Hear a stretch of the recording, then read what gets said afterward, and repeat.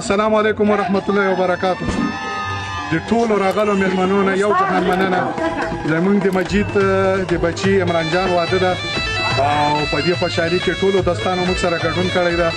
تقریبا تر 300 کسانو پورې موږ ترتیب ورته نیولی ده.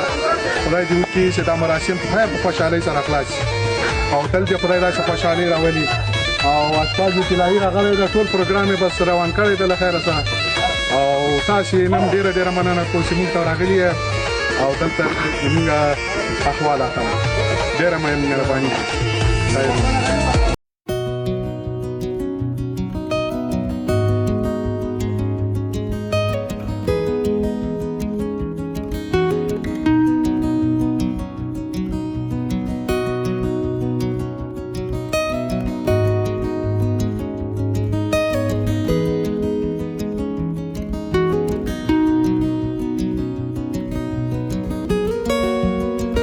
السلام علیکم دوستان گرامی، بازم خوش آمدین. ما پروگرام گرچه دیروز شما شام دیدین پروگرام شام بود، حالا بخیر پروگرام روز آماده کردیم.